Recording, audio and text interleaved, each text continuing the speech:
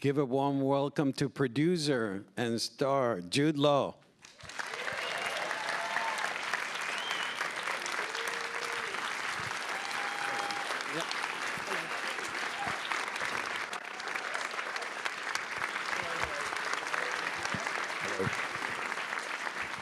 You're on. You're on. Thanks for being here, Jude. That's my pleasure. Absolute pleasure. Thank you for all coming. Thank you for coming. One of the things I've been dying to ask you when I was watching the film, I love the symmetry between Bob Walters and you, where the two of you have followers, proteges that you push. And is that something that you and Justin talked about, the two opposites of the same coin? Same side of the same coin, yeah. So Zach Balin, our writer, made a very smart choice very early on to amalgamate the agent, the special agent. Rather than pin one agent and tell his story, and then leave us with a sort of distasteful options of embellishing his life to suit us. We thought, well, no, let's amalgamate and let's give us the opportunity to use that character to sort of steer our story. And as that started to evolve, and I had my opinions of what I thought he should reflect, and Justin had his, this mirroring came up. And so, for example, you know, they are both obviously men lost on a cause. They are both men who will give anything for their cause. But I thought it was very interesting that we knew that the real Bob Matthews was, you know, a kind of health freak, no drinking, no smoking, healthy living, that he had this abundance of family, or albeit a toxic family. So I said, well, isn't it interesting if Husk is sort of dying, you know, he's actually broken, smoking, drinking, his family's damaged, his family life, and there's the cost of what it's taken him to become who he is. And yet, as you rightly point out, there's this unusual sort of mirror also. And someone said to me the other day, which I loved, they talked about the scene when the two of them finally meet. Matthews knows who Husk is, Husk doesn't know who Matthews is. And he said there's also this interesting that in that moment, in that meeting, Matthews is displaying the sort of narcissism. Correct.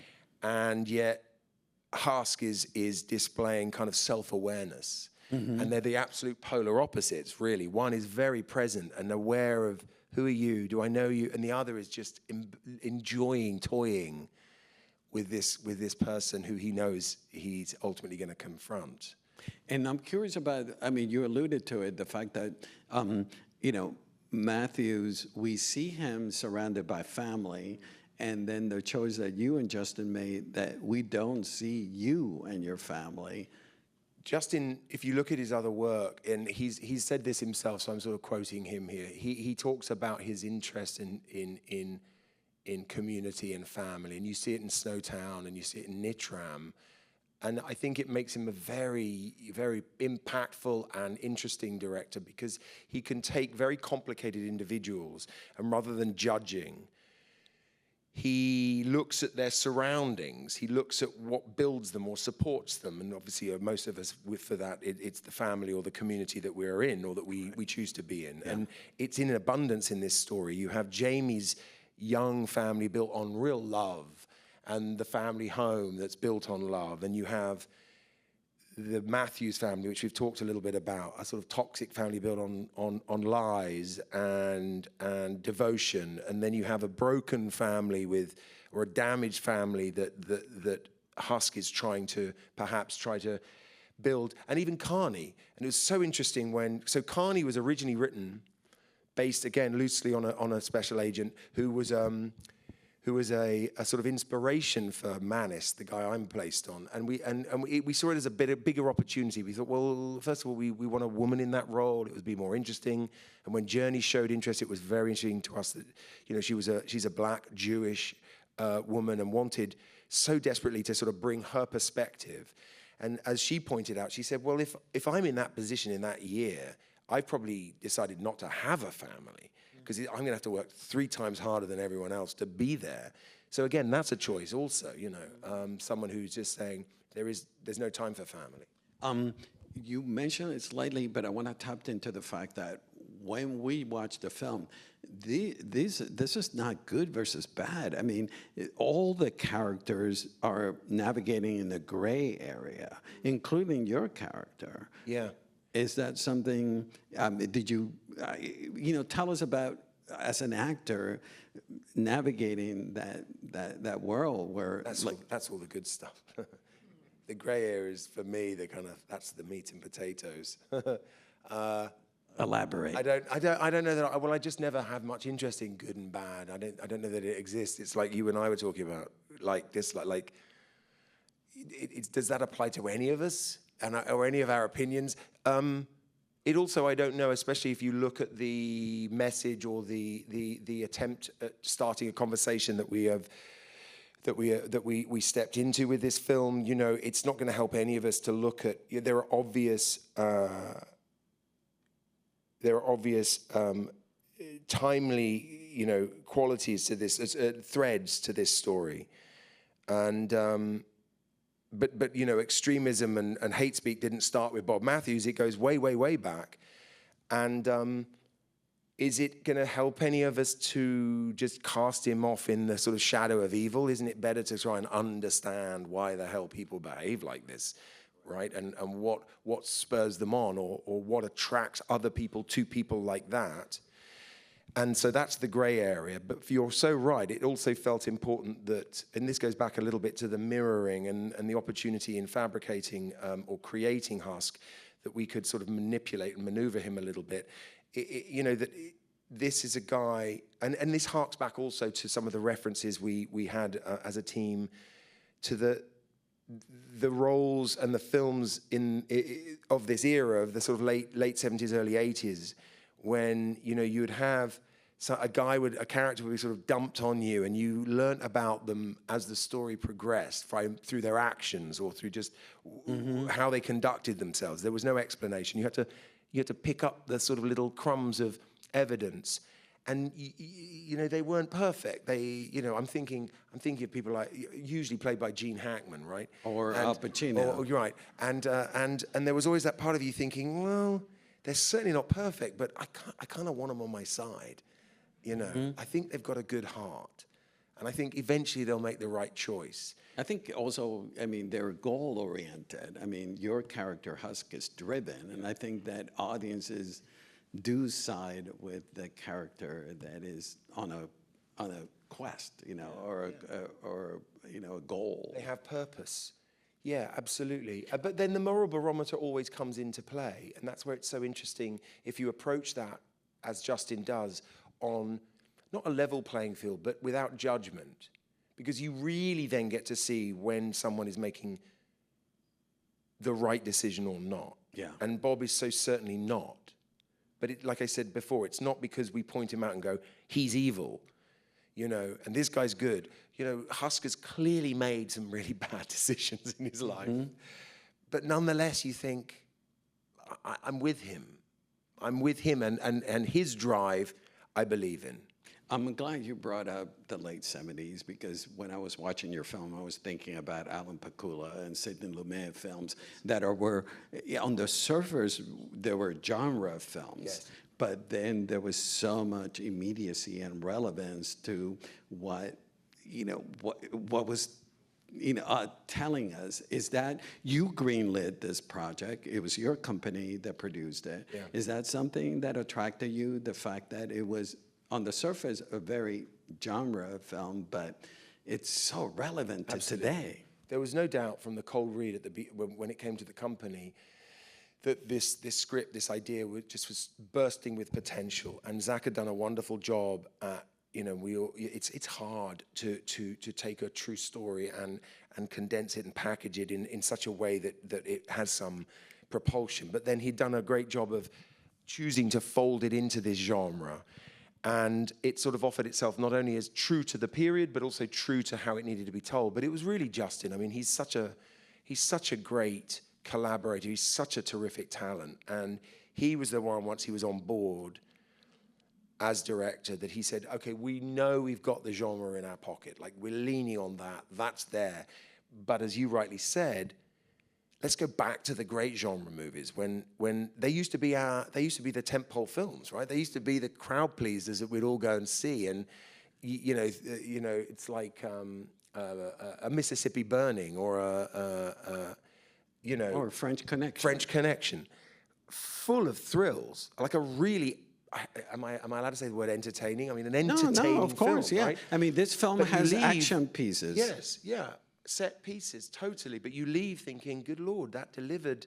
And it also left me thinking. And that was absolutely our intention. And, you know, obviously you can't get there without a director who knows how to shoot that, but also wants to and has the courage to embrace that. Mm-hmm. But as a company, what I've learned as a producer, as a pretty green producer, you know, I've only done a few, but is the joy of producing is to empower those who know more than you, mm-hmm. Encourage them to go do what they do so well. Mm-hmm.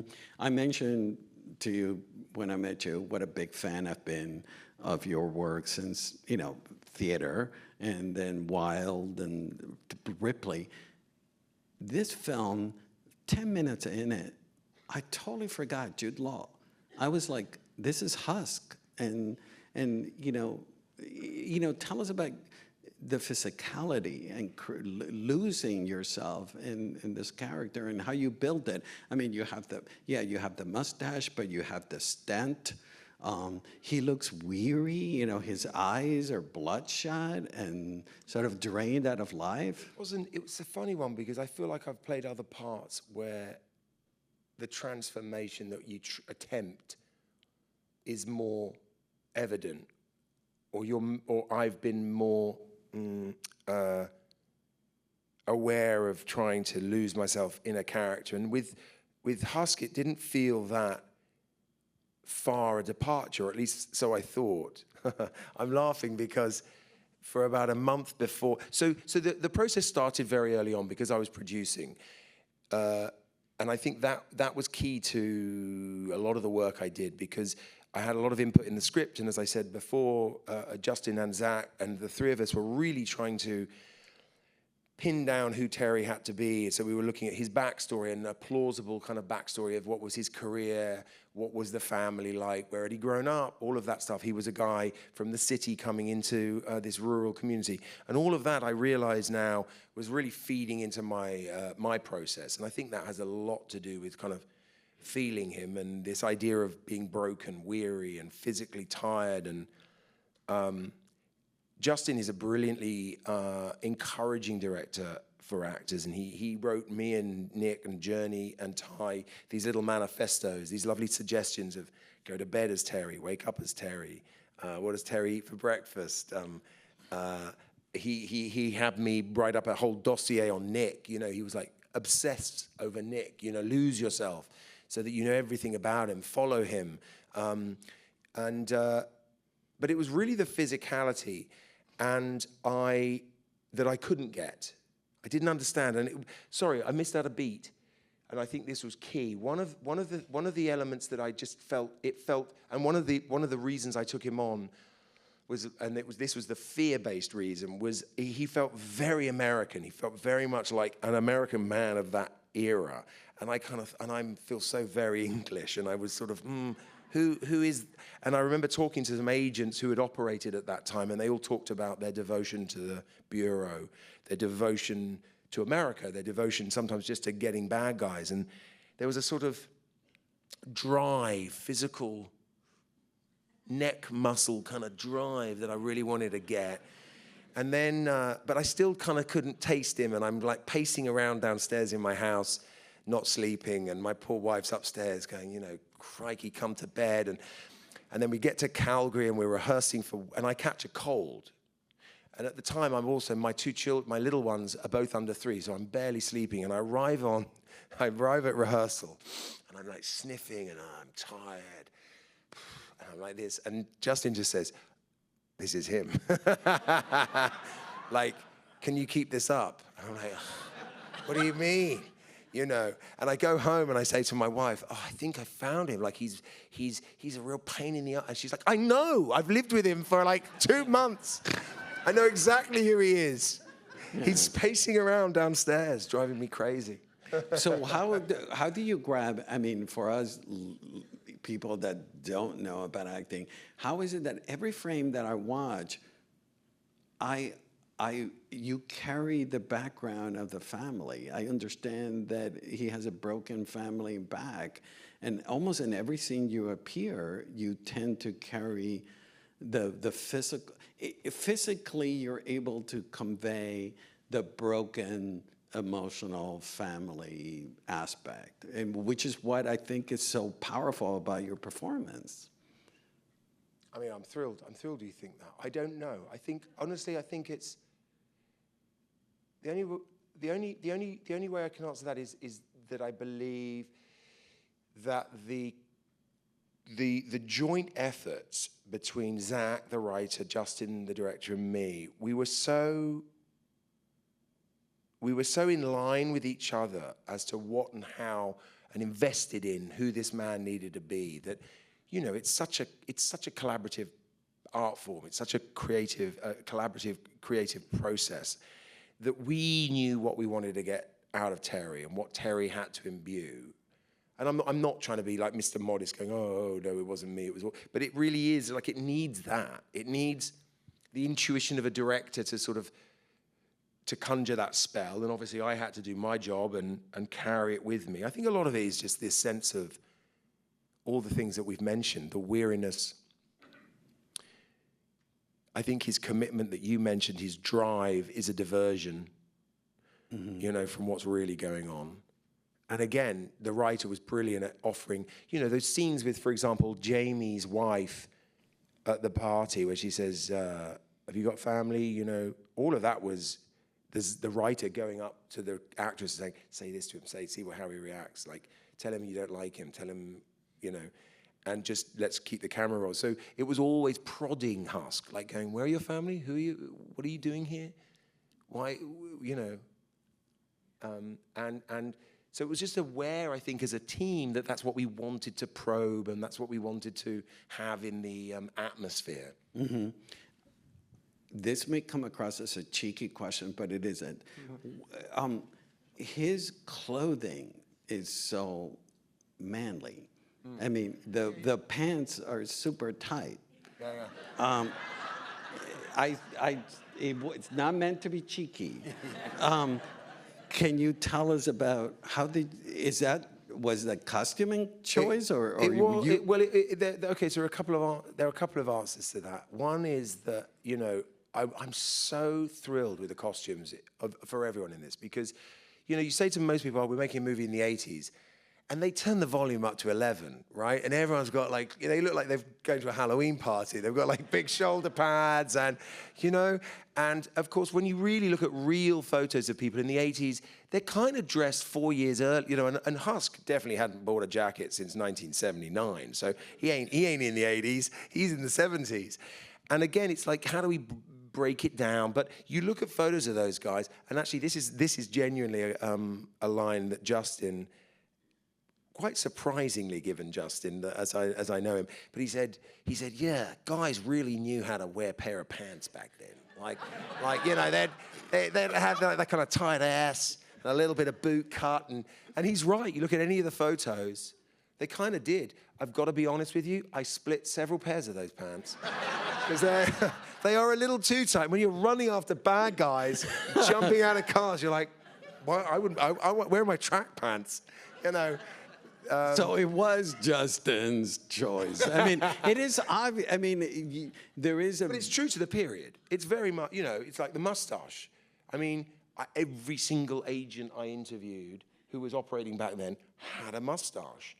And all the photos, they all had money. It's just the era. It was just the period. Yeah, but their pants weren't ripping. Yours were... I need more nylon in mine.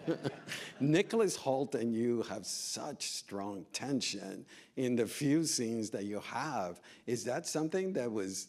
How did you guys work it out to have... I mean, you guys are like really strongly, antagonistic towards each other. Yeah. I think a lot of that came from, again, so first of all, I was obviously all in. I read this piece as a producer. I chose to get involved as an actor. I loved the opportunity, the potential. And I've talked a bit about what Justin and how Justin helped me. It was a very brave decision for Nick to take on this part. It's a really hard role to play, and you're stepping into pretty dangerous territory, toxic territory, and I think he would have only done it because he'd worked with Justin before. And he too had this manifesto, so I know he really went pretty deep. And then, unbeknownst to me, Justin made a choice early on to keep us kind of apart. And he was sort of making his film and his story, and I was making mine. And the schedule never really crossed over. So it did, after a while, become apparent that we weren't really going to hang out. We weren't going to meet.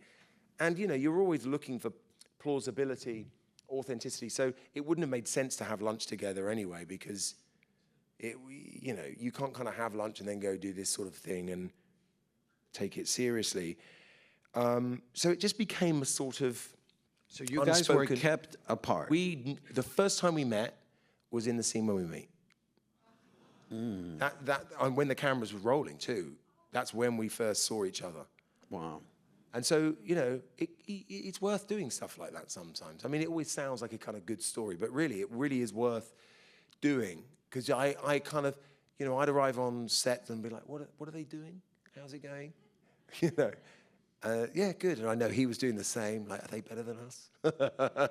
Is their side better than us? Yeah. So it builds something. And again, this is Justin's alchemic sort of overview, The timeliness of the film. We're facing in this day and age right now so much anti-Semitism, nationalism, white supremacy, et cetera. Did you guys, you greenlit this project. Did you know how immediate, how timely this film is right now? It sounds odd, but we never really discussed how timely it was because it just didn't need to be discussed. Zach wrote this in about 2016, who started investigating the idea of these separatist groups. And I think initially he was curious about McVeigh and went to Oklahoma and went to a museum there. And the first thing he saw was the Turner Diaries, and that sort of triggered something. So he went down that rabbit hole, and that led him to The Order. And then, just as we were developing it, the January 6th insurrection happened. And that really just gave us a sense, and we saw all these photos of nooses and them holding it, and it just galvanized us. But there were really, honestly, never discussions where we thought, we've got to do this because of this. It just was a sort of unspoken relevance, unspoken clarity.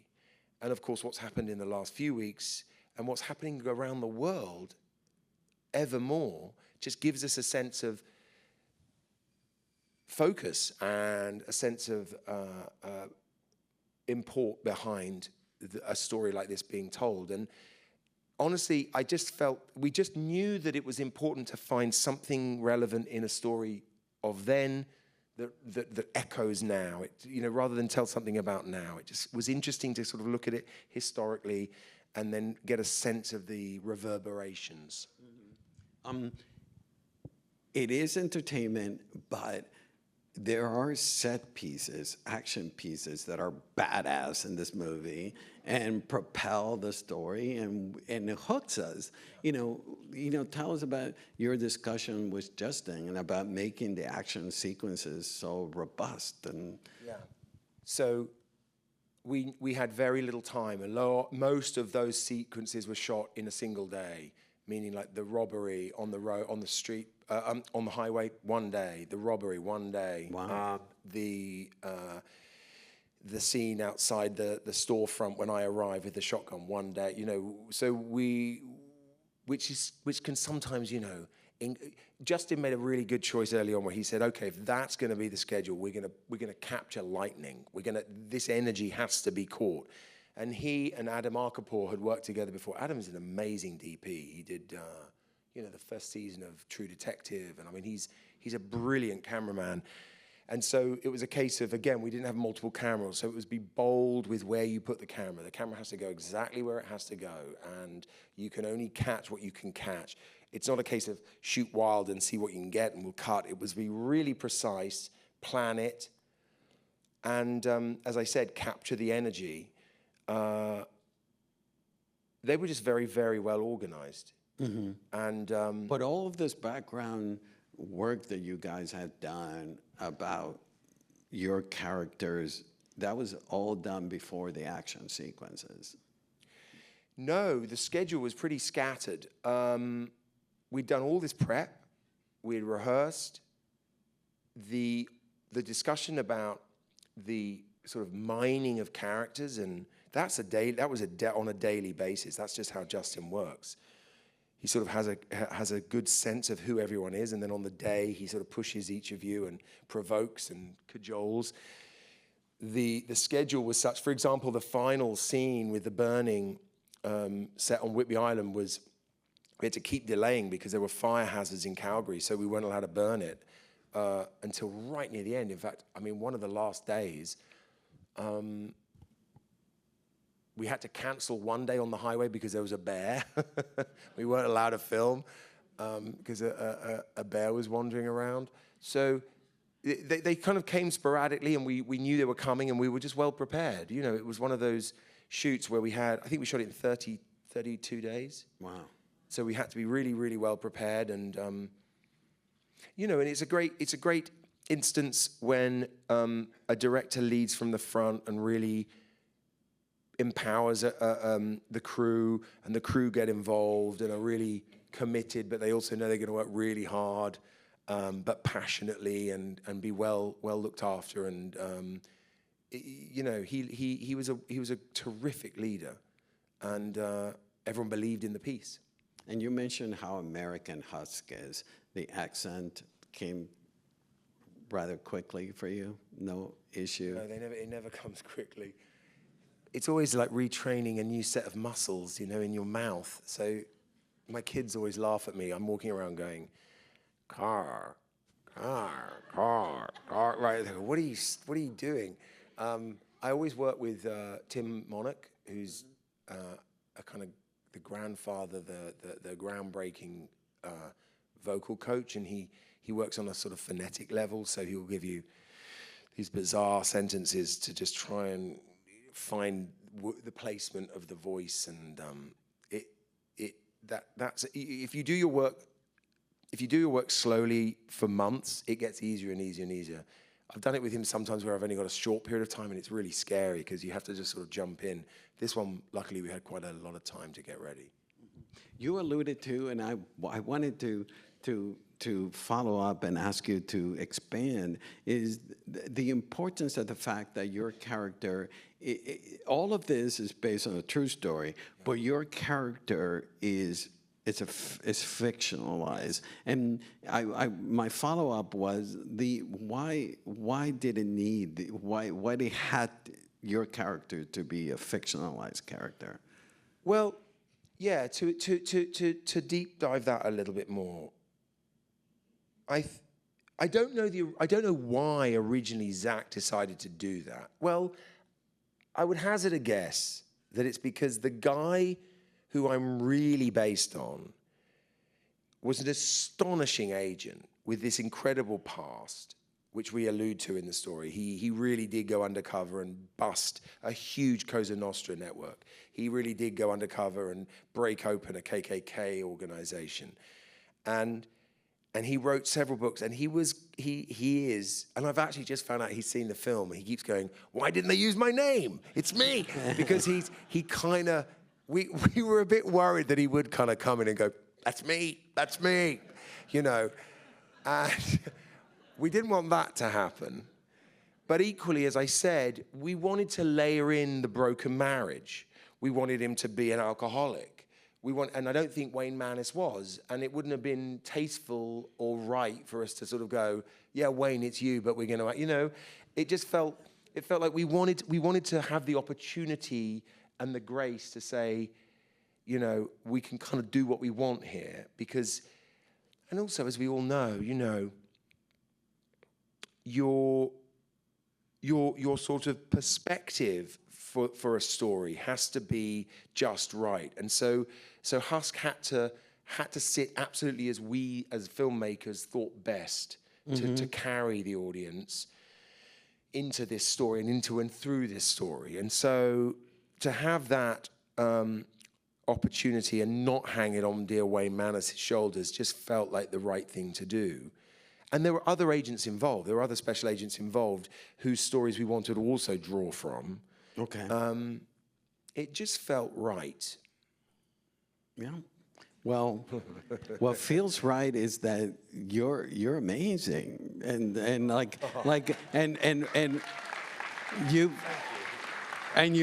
you just keep getting better. This is like one of your, if not your best performance, and what a delight to have you here and talking with us. It's a delight to be here. Thank you. Yeah, and guys. And spread the word about the film, because in a few weeks we're going to be showing the films, you know, at the Film Center. So please, please do. Spread the word. Thank you, Jude. My pleasure. Thank you. Thank you.